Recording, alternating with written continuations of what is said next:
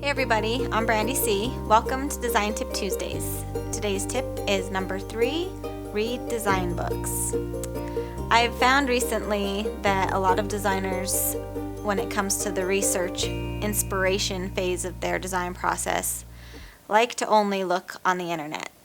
The problem with this is that you can get lost in all the websites that there are to find inspiration, from Dribbble to Behance to even Twitter and Instagram. There's a lot of places that you can go to look for inspiration. And you can get lost doing that for hours, 10, 15 hours later, and sometimes you can't remember what you saw or where you're going to go next. So I always recommend that you at least start by looking at design books and that you collect design books so you have something to reference when you want to do that.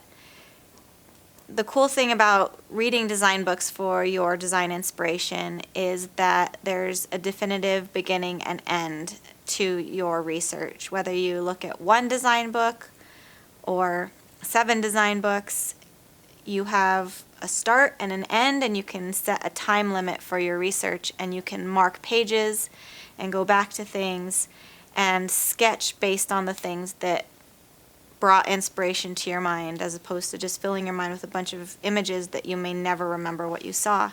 So I'll share with you a couple of my favorites when I'm doing logo designs, especially when I'm on a time limit. I love to choose a big, thick design book. This one's called Logo Design. As you can see, it's well used.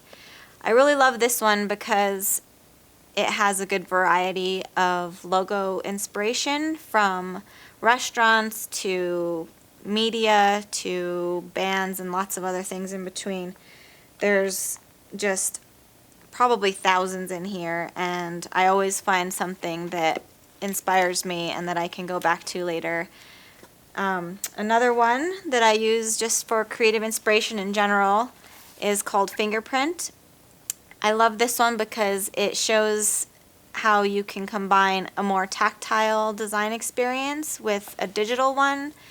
You can scan things in that you create with like a sumi brush or watercolor and combine it with the skills you have maybe in Photoshop and Illustrator. So I really love that it combines those things and takes a book and combines it with digital. So leave a comment below and tell me where you guys find your design inspiration, if you have any favorite design books, or if you'd like me to share some more of my favorites. And don't forget to check out my blog by visiting my website at brandyc.com. Hope to see you guys next week.